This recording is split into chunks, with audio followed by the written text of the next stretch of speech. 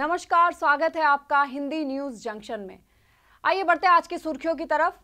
Supreme court ने तीनों किसान कानूनों पर लगाई अंतरिम रोक। किसानों का अब भी आंदोलन खत्म करने से इनकार। हरियाणा में सुरक्षा को लेकर हुई चर्चा। किसान आंदोलन को लेकर गृह मंत्री अमित शाह से मिले हरियाणा के मुख्यमंत्री मनोहर लाल। देश के 13 शहरों में पहुंची कोरोना की वैक्सीन। पुणे के सीरम इंस्टीट्यूट से वैक्सीन लाई जा रही है। वहीं आज 27 शहरों में भेजी जाएगी कोविशील्ड। महीने के अंत में गृह मंत्री अमित शाह फिर जाएंगे बंगाल दौरे पर। 30 से 31 जनवरी के बीच बंगाल में रैली और रोड शो का कार्यक्रम होगा। वहीं सड़क दुर्घटना में घायल केंद्रीय आयुष मंत्री श्रीपद नाइक की हालत स्थिर। गोवा के अस्पताल में चल रहा है इलाज। वहीं रक्षा मंत्री ने उनका जाना हाल। वहीं ट्रंप के खिलाफ महाभियोग की प्रक्रिया की वोटिंग आज से शुरू हो गई है। वॉशिंगटन में 24 जनवरी तक आपातकाल की घोषणा की गई है। वहीं 20 जनवरी को अमेरिका के राष्ट्रपति पद की शपथ लेंगे जो बाइडेन। आइए बढ़ते हैं अगली खबर की तरफ। सभी शक्तियां तुम्हारे अंदर हैं, आप कुछ भी और सब कुछ कर सकते हो। स्वामी विवेकानंद के इन्हीं प्रेरक विचारों से प्रभावित होकर युवक कांग्रेस ने स्वामी विवेकानंद की जयंती सप्ताह के रूप में मनाने का निर्णय लेते हुए आज सुबह स्वामी विवेकानंद की प्रतिमा पर दुग्धाभिषेक किया। शाम को शहीद भगत सिंह की प्रतिमा पर माल्यार्पण कर मशाल रैली निकाली गई। मशाल रैली का समापन स्वामी विवेकानंद की प्रतिमा स्थल गंगवाल बस स्टैंड पर हुआ, जहां दीप जलाकर स्वामी जी का स्मरण कर शपथ ली गई। युवक कांग्रेस की मशाल रैली शहर कांग्रेस अध्यक्ष रमीज खान के नेतृत्व में निकाली गई, जिसमें कार्यकर्ता भी उपस्थित थे। जैसा कि आप जानते हैं कि स्वामी विवेकानंद जी का आज 118वां जन्मदिन है। आपको याद होगा कि कांग्रेस की सरकार में ही 12 जनवरी को युवा दिवस के रूप में डिक्लेयर किया गया था। स्वामी विवेकानंद जी के विचारों से युवा बहुत ज़्यादा इंस्पायर्ड है और उनका स्मरण करता है। इसी बात को एक कदम आगे बढ़ाने के लिए यूथ कांग्रेस ने स्वामी विवेकानंद जी का जन्मदिन मनाया और उनके पद चिन्हों पर चलने के लिए युवाओं को प्रेरित करने के लिए एक प्रोग्राम बनाया कि जो युवा दिवस कांग्रेस सरकार में डिक्लेयर हुआ था उसको दिवस के रूप में नहीं, पूरे सप्ताह के रूप में युवा कांग्रेस बनाएगी और 7 दिन उनके जीवन आचरण के अनुसार जो काम उनने करे हैं उनको दिमाग में रखते हुए 7 दिन का एक कार्यक्रम बनाया है, जिसका आज प्रथम दिन था, जिसकी शुरुआत हमने मूर्ति को दूध अभिषेक कर शुरुआत करी। और आज हम एक ऊर्जा का स्रोत रोशनी को लेकर भगत सिंह जी के कदमों से विवेकानंद जी के चरणों में आए और यहाँ पर दीपों से उनकी प्रतिमा का श्रृंगार करा। इसी क्रम के अंदर कल उनके बारे में परिचर्चा का कार्यक्रम है। परसों संक्रांत है तो उन्हीं के जो थॉट हैं उनको पतंग पे प्रिंट करा के पतंग बाजी का एक प्रोग्राम है। इसी क्रम में 7 दिन के 7 प्रोग्राम है और मेरा ये मानना है कि युवाओं का जो प्रेरणा स्रोत होना चाहिए वो विवेकानंद जी होना चाहिए, जिनने स्वास्थ्य पर ध्यान दिया, जिनने शिक्षा पे ध्यान दिया, जिनने सफाई पे ध्यान दिया, जिनने नशा के खिलाफ अभियान चलाया। और उनकी इंस्पिरेशन एक युवा को आगे बढ़ाने के लिए बहुत ज़रूरी है, उनके विचार एक युवा को आगे बढ़ाने के लिए बहुत ज़रूरी है। इसी बात को हमारे युवाओं के दिमाग में और उनके जीवन आचरण में लाने के लिए ये प्रोग्राम यूथ कांग्रेस ने बनाया। आइए बढ़ते हैं अन्य खबरों की तरफ। लोकतंत्र में सबसे बड़ा वंशवाद का जहर भाजपा ने फैलाया है। पीएम मोदी ने देश में भाजपा के वंशवाद की अमर बेल फैलाई। इंदौर से न्यूज आ रही है, जहां कोरोना जैसे गंभीर संकट, बर्ड फ्लू तथा बेरोजगारी एवं ऋणात्मक जीडीपी वाले देश के पीएम को कांग्रेस का वंशवाद याद रहता है, लेकिन भाजपा ने वंशवाद की जहरीली अमर बेल इस देश में लगाई है। भाजपा की जहरीली अमर बेल पीएम को दिखाई नहीं देती है। मध्य प्रदेश कांग्रेस कमेटी के प्रदेश सचिव राकेश सिंह यादव ने पीएम के बयान को देश की जनता को गलत जानकारी देकर धोखा देने की कोशिश बताया है। राजनीतिक फायदे के लिए एक असफल पीएम अपनी नाकामी से बचने के लिए समय समय पर कांग्रेस के कथित वंशवाद का झूठ फैलाने लगते हैं। पीएम जिस गांधी परिवार को वंशवाद कहते हैं, इसी गांधी परिवार की कुर्बानियों की वजह से आज हमारा देश सुरक्षित है। ये दुर्भाग्य है, भाजपा की एक भी भाजपाई देश के लिए काम नहीं आया। इसकी वजह कांग्रेस नहीं है, इसकी वजह है भाजपा के संस्कार और चाल चरित्र चेहरा। और वहीं उन्होंने कहा कि पीएम के झूठ का पर्दाफाश करते हुए आज कांग्रेस ने भाजपा के जहरीले वंशवाद की अमर बेल की सूची जारी की है। पीएम को आईना बताते हुए कहा है कि वंशवाद की बात करने के पूर्व भाजपा की जहरीली अमर बेल को जड़ से समाप्त करने के बाद ही वंशवाद पर बयानबाजी करे, अन्यथा भारत की जनता भी अमेरिका में ट्रंप की तरह ही पीएम के बयानों को गंभीरता से नहीं सुनेगी।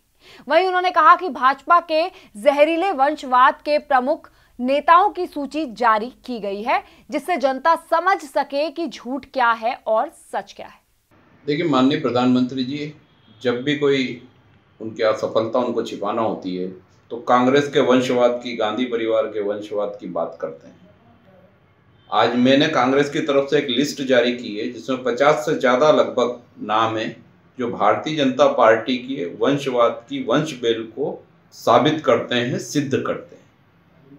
माननीय प्रधानमंत्री जी इस लिस्ट को देखें और उसके बाद विचार करें कि वंशवाद कौन सी पार्टी में जाता है। भारतीय जनता पार्टी के अनेक नेता, अनेक ऐसे लोग हैं जो अपने परिवार की राजनीति दुकान का व्यवसाय जैसा चला रहे हैं। कहीं बेटा है, कहीं उसका बेटा है, कहीं उसका पोता है, कहीं भाई है, कहीं दामाद है, कहीं ससुर है।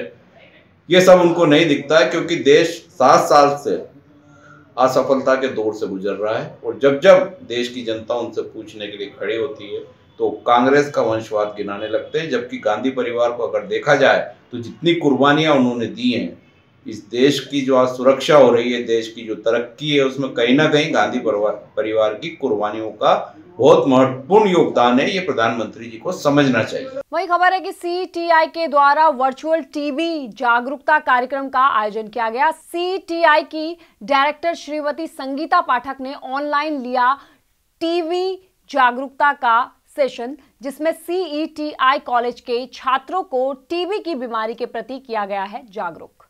वर्चुअल माध्यम से संस्था कर रही लोगों को टीबी के प्रति जागरूक। वर्तमान समय में कोरोना वैश्विक महामारी चल रही है, लेकिन इसके साथ ही कोरोना जैसे ही लक्षणों वाली बीमारी टीबी के प्रति भी लोगों का जागरूक होना अत्यंत आवश्यक है, क्योंकि टीबी एक घातक बीमारी है जो कि हमारे देश में प्राचीन समय से विद्यमान है, जिससे हमारे देश में प्रतिवर्ष लाखों लोगों की मृत्यु हो जाती है। यहाँ ये जान लेना भी आवश्यक है कि दुनिया के 27% टीबी मामले भारत में हैं। सीटीआई संस्था की डायरेक्टर श्रीमती संगीता पाठक ने Indore school of social work के छात्रों को टीबी की बीमारी के लक्षणों, बचाव व उपचार के बारे में जानकारी दी है। इसमें Indore school of social work की प्रोफेसर डॉक्टर मीनाक्षी तथा MSW के छात्रों की उपस्थिति भी रही। को टीबी है तो लोग उसके घर में जाना बंद कर देते हैं, उसके घर के बच्चों के साथ खेलना बंद कर देते हैं, उसके यहाँ आना जाना बंद तो होता ही है, साथ ही साथ उस घरों में शादी ब्याह नहीं होती। अगर कोई लड़की है उसको शादी की एज में या 18-19 साल की उम्र में टीबी हो गई, उस बात फैल गई, मान लीजिए वो बात में अच्छी भी होगी तो लोग उससे शादी नहीं करते क्योंकि उसको टीबी की बीमारी थी या उसकी फैमिली में टीबी की बीमारी थी, इसलिए हम तुमसे शादी नहीं करना चाहते, क्योंकि लोगों के दिमाग में ये है कि टीबी हेरिडिटी होती है। लेकिन मैं बता दूं आपको कि टीबी अनुवांशिक रोग कतई नहीं है। तो जो 3-4 चीजें जो स्टिग्मा है हमको वो दूर करना पड़ेगा। और इसलिए हम अब आप ये बताइए, आप बहुत यंग और एनर्जेटिक पर्सन था, मुझे मालूम है, क्योंकि इस एज में क्या जोश रहता था जब काम करते थे। अब तो खैर टाइम जाता जा रहा है, लेकिन लिटरली जब ज्ञान आता जाता है, सीखते जाते हैं, तो ऐसा लगता है हम बहुत कर लें, लेकिन शरीर कई बार जवाब दे देता है, वो उस बैक्टीरिया में आकर उस बीमारी के संपर्क में आ जाएगा। तो टीबी मैंने बताया संक्रामक रोग है, इसके करोड़ों बैक्टीरिया एक बार में निकलते हैं जो 6 फीट की दूरी तक गति। इसके अलावा हमको जानना बहुत जरूरी है कि टीबी शरीर के हर अंग में हो सकती है, लेकिन हर अंग की टीबी फैलती नहीं है। तो टीबी के प्रकार, टीबी 2 प्रकार की होती है, एक होती है पल्मोनरी ट्यूबरक्लोसिस और एक होता है extra pulmonary tuberculosis. Pulmonary tuberculosis मतलब फेफड़े की टीबी होती है जिसमें हमारे लंग को इन्फेक्टेड करती है, और एक्स्ट्रा पल्मोनरी ट्यूबरक्लोसिस जो होती है वो बॉडी के दूसरे ऑर्गन्स को अफेक्ट करती है। ठीक है, मतलब नाखून और बाल को छोड़कर शरीर के हर अंग में टीबी हो सकती है, हमको ध्यान रखना पड़ेगा। अब क्या दूसरे अंगों की टीबी भी फैलती है? नहीं, बिल्कुल भी नहीं, सिर्फ फेफड़े वाली टीबी फैलती है। अगर एक लंग टीबी से ग्रसित या फेफड़े टीबी से ग्रसित रोगी अगर खांसता है और छींकता है तो उसके संपर्क में आने वाले व्यक्ति को टीबी की बीमारी हो सकती है।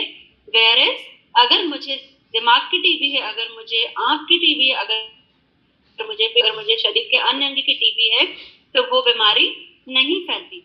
श्रीमती संगीता पाठक के अनुसार हमें कोरोना के साथ साथ टीबी के प्रति भी जागरूक व सजग होना आवश्यक है, क्योंकि टीबी एक गंभीर बीमारी है एवं इससे भी प्रति 3 मिनट में 2 लोगों की मृत्यु हो रही है तथा भारत में कैंसर व डायबिटीज के बाद सबसे ज्यादा मौतें टीबी की बीमारी से होती है। इस प्रतियोगिता के द्वारा संस्था लोगों को टीबी के प्रति जागरूक करने का प्रयास कर रही है। आगे श्रीमती पाठक कहती हैं कि ऐसा नहीं है कि लोगों को इसके बारे में पता नहीं है, परंतु जांच एवं उपचार निःशुल्क होने के बावजूद भी लोग बीमार पड़ रहे हैं और मर रहे हैं। ये एक बहुत ही आश्चर्यजनक बात है।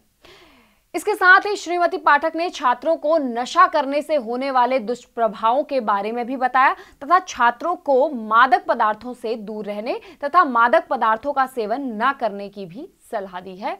इसके साथ ही उन्होंने कहा कि छात्रों को टीबी उन्मूलन के क्षेत्र में कार्य करने की संभावनाओं के बारे में भी बताया जाना चाहिए। उन्होंने आगे कहा कि यदि कोई भी व्यक्ति टीबी उन्मूलन हेतु वॉलंटियर के रूप में संस्था के साथ जुड़ना चाहता है तो वो उनसे जुड़ सकता है। खबर है पानसेमल से, जहां पानसेमल जनपद पंचायत में सचिवों की बैठक में थाना प्रभारी ने महिला सुरक्षा एवं सम्मान को लेकर निर्देशित किया।